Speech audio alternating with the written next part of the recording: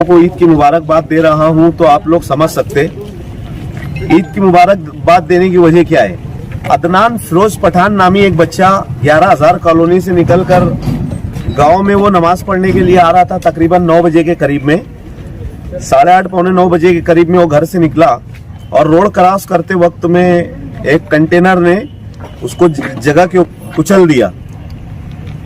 पूरी तरीके से उसके सर के अंदर मार लगने की वजह से एक पैर फ्रैक्चर हुआ, एक हाथ फ्रैक्चर हुआ और जगह पे ही उसका इंतकाल हो गया।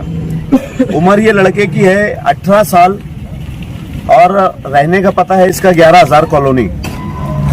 मैं आज ईद के दिन ये मैसेज आप लोगों को इसलिए दे रहा हूँ, खुदा के वास्ते मालेगांव शहर के जितने भी हमारे जिम्मेदारान हैं वो अपने बच्चों के ऊपर ध्यान दें और जब बच्चे घर से निकलते हैं तो उनको ताकीद करे, तंबी करे कि वो हाईवे के ऊपर ना जाए।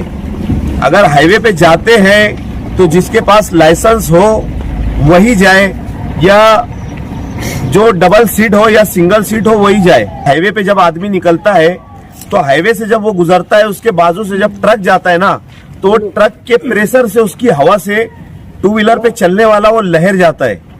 तो हर साल के ये मामलात मालेगांव शहर के अंदर आप लोगों को हम लोग बोलते हैं कि देखो मालेगांव शहर में हर साल 10-15 हादसात होते रहते हैं। मैं ईद की नमाज पढ़ के निकला तो मेरे को रेगुलर 8 से 10 फोन आए।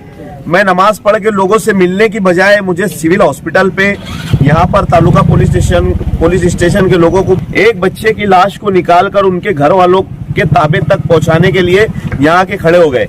तो मैं सभी नौजवान बच्चों से भी ये गुजारिश करता कि हाईवे पे जाने से कतराए, हाईवे पे ना जाए। मैं खुदा के वास्ते आप लोगों से गुजारिश करता हूँ कि आपकी भी ईद खराब ना करें और आपके घर वालों की भी ईद खराब ना करें। आपके पीछे आपके वालिदैन हैं, आपके भाई हैं, आपकी बहनें हैं, आपके पीछे जिम्मेदारियां हैं, तो कम से कम आप वो सोचें। ये अभी 18 साल का बच्चा चला गया, अब इनके घर वालों पे क्या बीतेगी कि हर साल जब भी ईद आएगी तो वो लोग रोएंगे। इसलिए रोएंगे कि उनका बच्चा ईद के दिन गुजर गया, उनकी हर साल की ईद खराब हो गई। तो आप अगर चाहते हो कि अपने घर वालों को जिंदगी भर रुलाए तो आप हाईवे पे जाए।